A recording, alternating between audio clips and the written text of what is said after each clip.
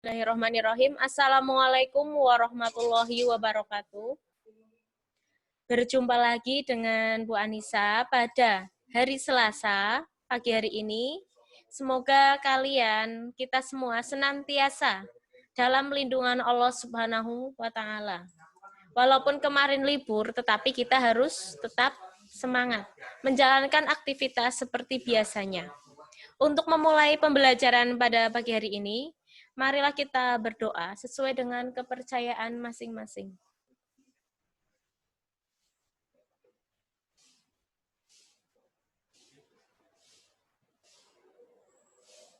Ya, berdoa selesai. Mudah-mudahan dengan kita berdoa bisa melancarkan kegiatan kita dari pagi hingga nanti dan mendapatkan ilmu yang bermanfaat.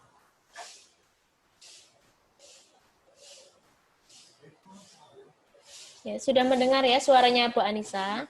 Kalian sudah persiapkan buku dan buku paketnya? Kalau sudah, coba kalian perlihatkan buku paket dan buku tulisnya ke Bu Anissa. Ya, sudah ya, bagus. Mengingatkan lagi, untuk tugasnya yang belum mengumpulkan atau belum mengirimkan, silahkan untuk segera dikirimkan. Jangan sampai tugasnya itu numpuk-numpuk dari minggu yang lalu, kemudian ditambah lagi minggu berikutnya. Itu jangan sampai. Ada beberapa anak yang tugasnya sudah menumpuk. Jangan sampai kalian menyesal di akhirnya. Agenda blek. Tugas segera diselesaikan. Paham ya? Coba Bu Anissa ingin mendengar suaranya. Kayak Mbak Ana orangnya. Palguna.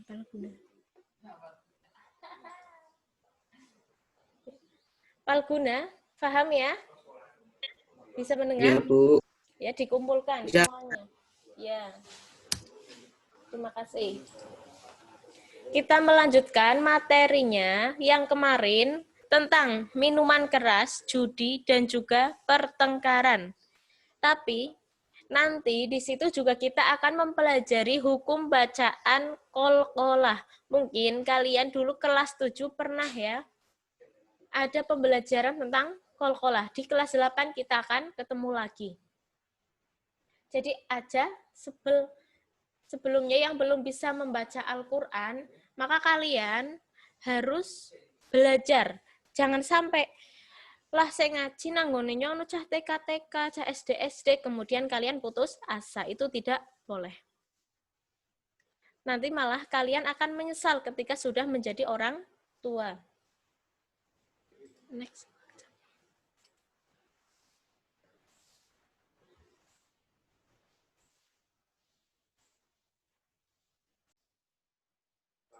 Ya, kita membahas tentang kemarin kita sudah membahas tentang minuman keras. Sambil mengingat kembali, minuman keras atau homer itu adalah segala bentuk minuman yang memabukkan. Ya, sambil mengulas materi kemarin. Jadi kita dilarang keras untuk melakukan atau meminum minuman tersebut. Karena apa? Orang yang meminum homer atau minuman keras nanti akan kehilangan akal pikiran. Dengan kehilangan akal pikiran, maka kita tidak bisa apa-apa. Pikirannya kacau. Padahal sesungguhnya setan itu ngiming-ngimingi atau membuat supaya kita tergiur bahwa minuman keras itu enak, bisa menghilangkan rasa stres, rasa suntuk, padahal itu adalah sesuatu hal yang sangat menjerumuskan bagi kehidupan kita. Next. Kemarin ada dampak minuman keras, baik diri sendiri maupun orang lain. Diri sendiri kemarin ya sudah kita bahas, ada gangguan mental organik, akan merusak daya ingat, odema otak, kemudian gangguan jantung. Apalagi misalnya kalian itu umurnya itu masih remaja, daya ingatnya kalau sudah terkena atau terkontaminasi dengan minuman keras, maka daya ingatnya akan berkurang, padahal perjalanannya itu masih panjang. Masih ada jenjang pendidikan yang harus kalian tempuh. Masih banyak lagi sesuatu hal yang bermanfaat. Tetapi kalau orang yang suka meminum minuman keras, maka masa depannya biasanya akan suram. Kira-kira kalau misal masa depannya suram, itu akan berakibat buruk. Next.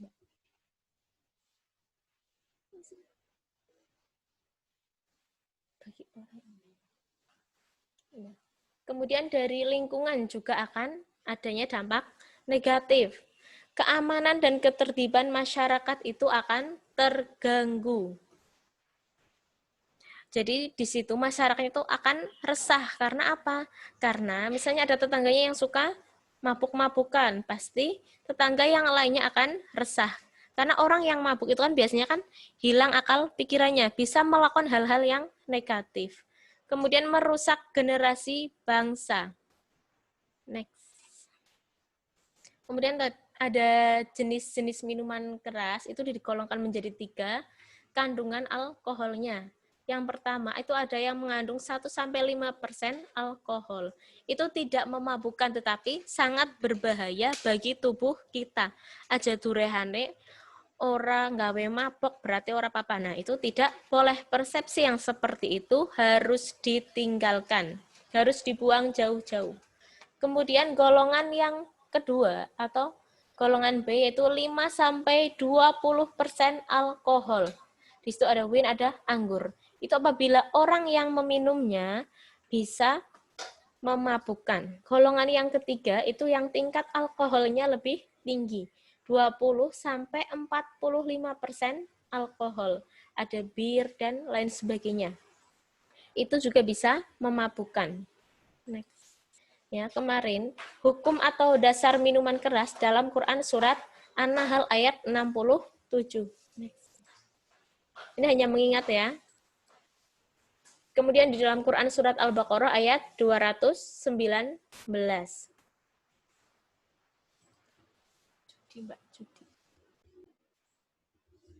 Nah, setelahnya itu ada perjudian atau sesuatu kegiatan pertaruhan untuk memperoleh keuntungan dari hasil suatu pertandingan, permainan atau kejadian yang hasilnya tidak dapat diduga sebelumnya.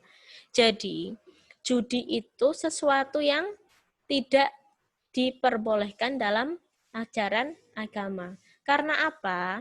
Karena apabila orang yang melakukan judi, itu biasanya akan menyebabkan beberapa kerusakan, baik kerusakan dalam keluarga, baik kerusakan dalam lingkungan, baik kerusakan terhadap orang lain. Kemudian jenis-jenis perjudian, unsur perjudian itu ada permainan atau perlombaan, yaitu biasanya untuk bersenang-senang. Kemudian perjudian juga bisa dilakukan bukan orang yang melakukan permainan. Contohnya, kalian itu totoan dalam main sepak bola. Biasanya penonton itu ngadu antara kelompok A dan kelompok B. Mana yang nanti yang menang akan mendapatkan sesuatu barang atau sesuatu uang yang nantinya itu disebut dengan perjudian. Nah, itu tidak boleh. Kemudian dampak negatif dari perjudian, yang pertama, membudayakan kemalasan. Karena apa? Orang yang suka berjudi itu biasanya malas. Contohnya, orang yang suka main kartu, kemudian di situ nanti pasti akan kumpul-kumpul, ngocok nomor, ngerumus nomor. Nah, itu akan menyebabkan kemalasan. Malas buat bekerja, malas buat beribadah, malas untuk sekolah. Karena apa? Pikirannya itu hanya ngerumus nomor. Siapa sing donge menang, siapa sing donge kalah. Itu ada rumusnya sendiri. Kemudian dapat menyebabkan keretakan dalam rumah tangga. Contohnya orang tuanya, bapaknya. Bapaknya suka main judi. Ibunya di rumah ngorong-ngorong, tolong-tolong. Nah, nanti akan berdampak kepada anaknya. Kemudian yang ketiga, putus sekolah. Orang yang suka main judi bisa jadi putus sekolah karena apa? Karena tadi misalnya pembiayaannya sudah tidak ada, digunakan untuk asap, go, judi. Kalau tidak, orang yang melakukan itu anak sekolah biasanya akan malesan. Lah ngapa sekolah mending go judi. Kemudian yang selanjutnya adanya kemiskinan. Misalnya, orang yang judi itu biasanya sudah tidak ingat apapun. Sing penting asok, pasti engkau menang. Nah, kalau sudah beranggapan seperti itu, dilalah kalah, kemudian itu akan menyebabkan kemiskinan. Kemudian yang kelima, adanya tindak kejahatan. Tindak kejahatan bisa terjadi karena apa? Karena tadi, bisa dengan iri, kemudian adanya kemiskinan, itu bisa menimbulkan tindak kejahatan. Next. Kemudian hukum berjudi itu terdapat pada Quran Surat Al-Ma'idah ayat 90, kemarin sudah kita bahas ya. Nah, yang sekarang yaitu pertengkaran. Pertengkaran itu terdapat hukumnya dalam Quran Surat Al-Ma'idah ayat 91. Artinya sesungguhnya setan itu bermaksud hendak menimbulkan permusuhan dan kebencian di antara kamu lantaran meminum khamar dan berjudi, dan menghalangi kamu dari mengingat Allah dan sembahyang. Maka berhentilah kamu dari mengerjakan pekerjaan itu. Jadi pekerjaan dua itu akan melalaikan kita untuk menyembah kepada Allah Subhanahu wa taala. Nauzubillahi min dzalik.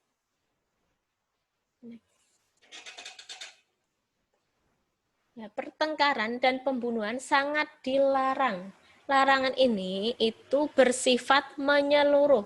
Tidak boleh orang muslim bertengkar dengan sesama muslim, maupun orang muslim juga tidak boleh bertengkar dengan selain muslim. Jadi kita itu hidup harus rukun, aja senenge padu. Apalagi dengan tetangga terdekat. Biasanya malah cok pada iri-irinan. Nah, itu tidak diperbolehkan. Karena apabila ada sesuatu pasti yang paling mengetahui, yang paling dekat dengan kita, yaitu siapa? Tetangga kita sendiri. Bahkan dalam suatu hadis itu diriwayatkan, jika kalian memasak masakan, maka perbanyaklah kuahnya. Supaya apa? Supaya tetangga kalian itu bisa kalian kasih orang mong mambu netok. Bahkan di masyarakat kita sendiri, itu banyak sekali orang-orang yang bertentangan atau berselisih dengan tetangganya sendiri. Si A duwe iki, si B iri. Si C duwe iki, si D iri. Nah, itu sangat tidak boleh. Karena Allah Subhanahu wa ta'ala membenci orang yang bertengkar atau memusuhi orang lain. Next.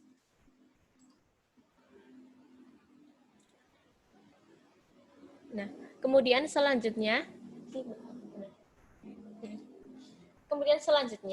sebab minuman keras, judi dan pertengkaran diharamkan. Yang pertama, itu mengandung hal-hal yang negatif. Jadi ketiganya itu tidak ada manfaatnya. Contohnya minuman keras tadi, semuanya mengandung hal negatif. Judi juga mengandung hal negatif. Pertengkaran juga mengandung hal negatif. Karena apa? Orang yang suka bertengkar, misalkan si Painem. Painem itu bertengkar dengan Paijo. Ketika Painem membutuhkan buku, yang punya itu hanya Paijo. Nah, pasti Painem akan gengsi wong senengi bertengkar karo Paijo, masa panyilih. Nah, itu akan menyulitkan diri kita sendiri. Maka yang masih suka berselisih, silahkan kalian meminta maaf. Apabila orang tersebut tidak mau memaafkan, kalian mendoakannya. Supaya apa? Supaya orang tersebut segera disadarkan dan kembali ke jalan yang benar. Yang kedua, menyebarkan permusuhan dan saling dengki. Orang yang melakukan tiga hal itu pasti akan bermusuhan dan saling dengki. Apa-apa? Iri karo kancane, iri karo tanggane, iri. Kemudian yang selanjutnya akan lupa berzikir kepada Allah Subhanahu wa taala. Kenapa lupa berzikir? Karena sudah lalai, yang diingat hanya egonya sendiri. Kemudian hammer dapat menghalangi orang untuk sholat. Karena apa? Karena sudah tidak ada akalnya, sudah lupa. Jadi tidak sadar, jadi menghalangi kita untuk sholat. Padahal sholat itu kan wajib ya. Next. Kemudian di sini cara menghindari minuman keras. Yang pertama, bergaul dengan orang-orang yang positif. Jadi kita itu temukan lingkungan pertemanan dan pergaulan yang tidak berurusan dengan miras. Mengapa? Karena kebiasaan dan perilaku seseorang biasanya ditentukan oleh lingkungan dan pergaulan. Karena itu, akan lebih baik jika kita bergaul dengan mereka yang melakukan hal-hal yang positif. Seperti kelompok hobi kemanusiaan, misalnya kalian ikut kelompok belajar, ikut kelompok dermawan, nah itu boleh-boleh saja. Kemudian selanjutnya, lakukan hobi yang positif. Nah, kita bersama komunitas tertentu melakukan hobi yang positif. Misalnya zaman sekarang, daripada dilakukan untuk berjudi, maka bisa kalian menulis sesuatu, misalnya menulis blog. Nah, kalian di situ bisa menulisnya dengan hobi kalian. Nanti kalau misalnya kalian berjudi tujuannya untuk mendapatkan uang. Nah, dengan menulis blog atau membuat YouTube, kalian juga bisa mendapatkan uang. Kemudian yang ketiga, jalani pola hidup dan makan yang sehat. Nah, perbanyak mengkonsumsi buah-buahan dan sayuran, serta makanan lain yang kaya akan protein dan vitamin, guna menjaga kesehatan tubuh dalam jangka waktu yang panjang. Nah, jadi kita harus melakukan pola makan yang sehat, hidup yang sehat, lingkungan yang bersih. Kemudian yang keempat, jangan melampiaskan permasalahan pada alkohol. Biasanya beberapa orang yang sedang merasa sedih, stres, dan tidak memiliki siapapun untuk mengadukan masalah tersebut, mungkin berpikir bahwa alkohol adalah satu-satunya cara, satu-satunya jalan yang terbaik bisa menghilangkan rasa stres. Padahal itu sesuatu yang sangat salah. Karena apa? Yang pertama itu pasti karena tidak adanya iman pada diri seseorang tersebut. Jadi yang pertama harus kita lakukan adalah pondasi keimanan kita. Kita harus kuat dalam beriman. Yang kelima, pahami dan ketahui dampak buruk alkohol. Yang sudah dijelaskan tadi, dampak buruknya alkohol. Pasti kita akan berpikir lebih jika kita mengetahui dampak negatifnya. Next. Selanjutnya, cara menghindari perjudian. Yang pertama, harus ada niat dari pemain itu sendiri. Jadi sudah ada niatan, saya tidak mau berjudi. Kemudian yang kedua, harus punya prinsip bahwa tidak ada orang kaya karena judi. Coba kalian perhatikan, pasti tidak ada orang yang kaya karena hasil perjudian. Karena perjudian itu sudah ada gonge, udah ada rumusnya. Jadi seseorang itu hanya dipermainkan. Yang ketiga, mencari kesibukan lain supaya tidak ingin main judi. Contohnya yang biasanya, misalkan melakukan ronda, dengan itu mereka biasa berjudi. Maka cari kegiatan lain, kalian bisa berkeliling kampung. Kemudian selanjutnya, jadikan pengalaman kekalahan judi untuk berhenti main. Nah, misalnya orang yang sudah pernah melakukan judi, maka kalian flashback, kalian mengingat-ingat pengalaman. Saya sudah pernah kalah, maka saya harus berhenti untuk main judi. Kemudian meminta petunjuk dan meminta ampun kepada Allah Subhanahu wa Ta'ala. Nah, selanjutnya, cara menghindari pertengkaran. Yang pertama, bersikap dan bertindak bijak terhadap kelebihan dan kekurangan orang lain. Nah, jadi kita itu tidak boleh menganggap orang lain itu kekurangannya saja. Juga kita tidak boleh menganggap orang lain hanya kelebihannya saja. Kita harus imbang. Kita juga harus memahami perasaan orang lain. Ibarat kata itu ngewongaken wong. Nah, itu akan menghindarkan kita dari pertengkaran. Kemudian, yang kedua, bersikap dan bertindak bijak terhadap diri sendiri dengan mensyukuri kelebihan yang kita miliki. Jadi tidak boleh tidak boleh pesimis. Ah, saya tidak bisa ini, saya tidak bisa ini. Maka kalau misalnya seperti itu, nanti kita akan mudah iri terhadap orang lain. Kalian harus menggali diri. Kemudian yang selanjutnya, melunakkan hati dan memaafkan. Nah, keduanya ini diperlukan kesabaran dan ketulusan. Jadi orang yang seperti itu harus apa pertama? Harus sabar dan tulus. Mudah memaafkan orang lain. Kemudian kalau meminta maaf juga dengan cara yang tulus. Next. Ya, selanjutnya tadi sudah tentang perjudian, pertengkaran, dan juga minuman keras. Sekarang kita akan membahas tentang hukum bacaan qalqalah.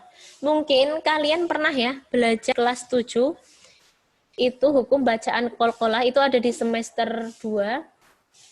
Ya, bacaan qalqalah adalah bacaan atau lafaz dalam Al-Qur'an yang memantul atau membalik. Jadi dibacanya itu dengan cara pemantulan atau dibalik. Huruf qalqalah itu ada 5. Ada ba, jim, dal, ta, dan qaf. Kalau misalnya disingkat, kalian misalnya, lah angel teman ngapalaken. Nah, kalian bisa disingkat dengan baju di toko. Nanti kalian pasti akan mudah mengingatnya. Next. Nah, di situ maaf ya kalau kurang jelas. Hukum qalqalah ini sudah ada contohnya, sudah ada perbedaannya. Nah, hukum qalqalah itu adalah hukum yang memantulkan bunyi huruf-huruf qalqalah. Yang berharokat apa? Berharokat sukun. Tadi ya hurufnya ada 5. Qalqalah sendiri dibagi menjadi 2 macam. Yang pertama, ada qalqalah sugro atau qalqalah yang kecil. Qalqalah sugro itu apa? Kecil itu apa maksudnya? Nah, maksudnya huruf qalqalah yang berada di tengah kalimat atau di tengah lafaz. Dibacanya lebih ringan pemantulannya. Nah, kemudian kalau qalqalah kubro atau qalqalah besar itu adalah qalqalah yang berada di akhir ayat atau berada di akhir kata. Jadi sudah bisa membedakan ya antara qalqalah sugro dan qalqalah kubro. Perbedaannya misalnya kalian bingung, kalian mudah. Misalnya huruf ba berharokat sukun berada di akhir ayat itu, maka masuknya ke dalam qalqalah kubro. Contohnya lagi, kalau misalnya huruf ba berada di pertengahan ayat, itu masuknya ke dalam qalqalah sugro.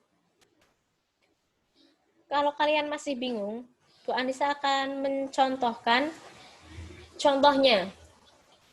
Innahu ala roj'ihi. Nah, itu termasuk hukum bacaan qalqalah sugro. Karena apa?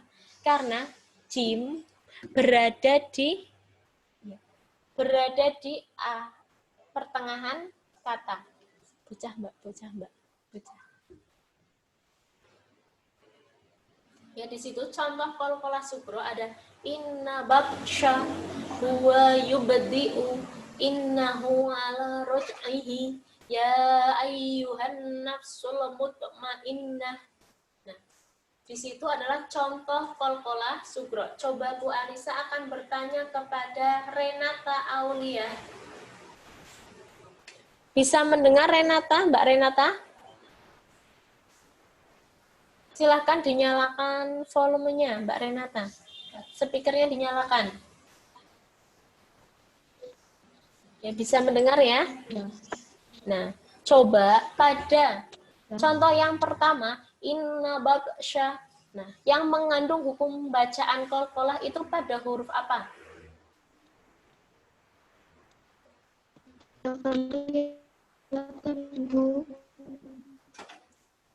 Pada huruf apa, Mbak? Pada lafaz inna batsya. Bisa mendengar Mbak Renata?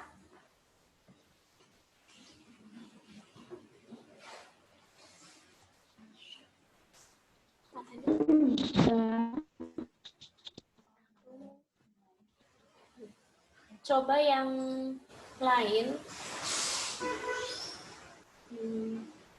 Ganti-ganti orang yang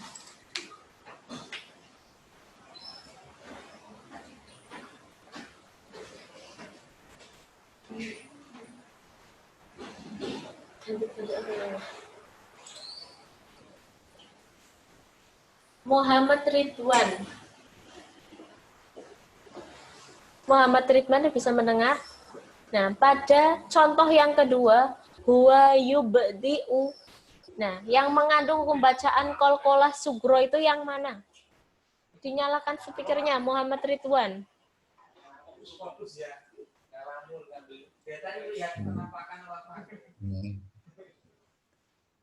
Bacaan yang mengandung hukum bacaan qalqalah pada lafaz huwa yubdi'u. Yang mana? Wayub. Ya, huruf ba. Karena apa? Qalqalah sugro tadi. Ya benar, makasih. Ya, contohnya qalqalah sugro itu adalah huruf qalqalah yang berada pada pertengahan ayat atau pada pertengahan kata. Kemudian berharokat sukun. Jadi misalnya huruf ba-nya itu berharokat kasroh, maka bukan termasuk huruf qalqalah sugro. Ya, jadi kuncinya itu berada di tengah kata atau ayat, kemudian berharokat sukun. Nah, itu ciri-ciri dari qalqalah sugro. Pemantulannya itu lebih ringan dibanding dengan qalqalah kubro. Kemudian contoh yang ketiga itu berada pada huruf jim.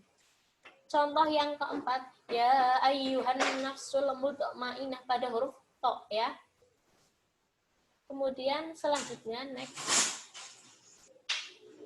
Nah, selanjutnya adalah contoh dari qalqalah kubro atau qalqalah yang berada pada akhir ayat atau pada akhir kalimat.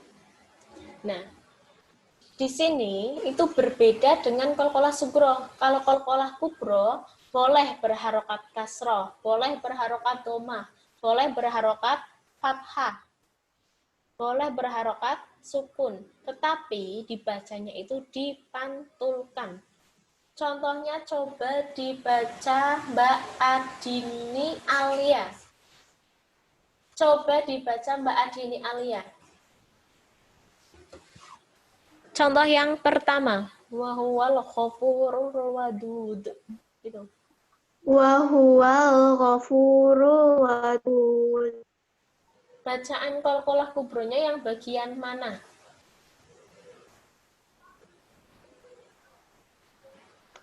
Huruf da. Huruf dal yang berada pada akhir ayat. Itu dal yang berharokat sukun. Wa huwal ghafurul wadud. Itu bukan dibacanya bukan wadudu, bukan ya, tapi dimatikan. Paham ya? Itu contohnya. Contoh yang kedua, lam yalid wa lam yulad. Nah, itu ada dua bacaan qalqalah. Yang pertama pada lafaz lam yalid.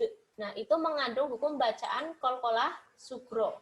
Kemudian walam yulad. Nah, itu mengandung hukum bacaan qalqalah kubro. Walaupun di belakangnya itu berharokat sukun, yang akhir ayat itu ya berharokat sukun, itu bukan qalqalah sugro. Karena apa? Karena berada di akhir ayat. Kalau misalnya berada di tengah berarti qalqalah sugro ya, sudah paham ya. Kemudian selanjutnya alladzina taghaw fil bilad. Nah, itu dibacanya bukan biladi, bukan ya, tapi bilad. Jadi dimantapkan cara membacanya. Kemudian lagi contohnya, qul a'udzu birabbil falaq. Nah, Itu contohnya pada huruf qaf. Qaf berharokat kasroh di akhir ayat, maka menjadi hukum bacaan qalqalah kubro. Coba Bu Anissa ingin bertanya kepada Mea Rosalia. Coba kamu contohkan satu hukum bacaan qalqalah kubro. Kamu bacakan saja.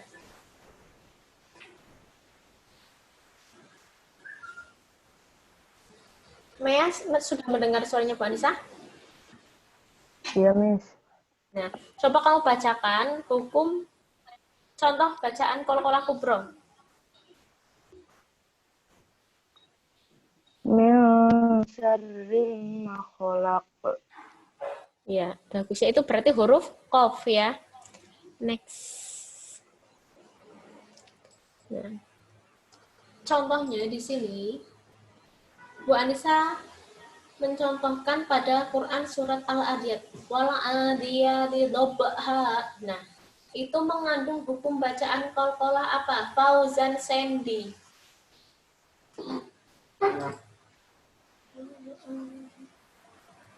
Dinyalakan speakernya, Fauzan Sandy. Nggak jelas, Miss, tulisannya. Itu pada bacaan wal adiyati dhabha. Nah, mengandung bacaan apa?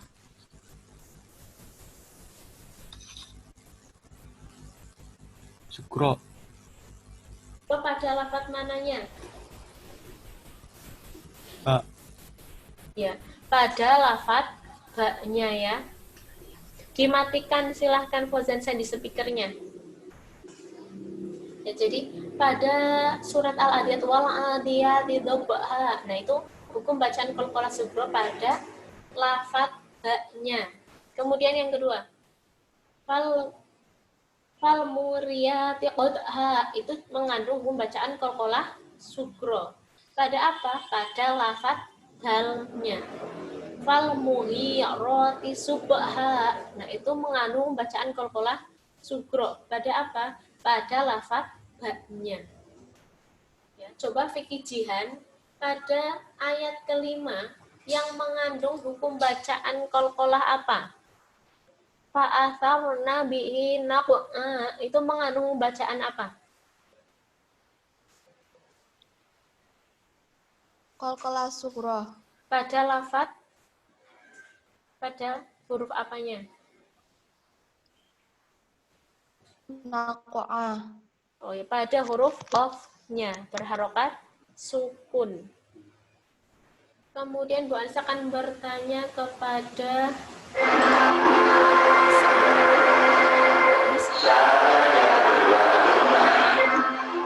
untuk pertemuan kali ini kita lanjutkan pertemuan berikutnya. Pertemuan kali ini kita sudahi dulu. Buat tugas mandiri terstrukturnya,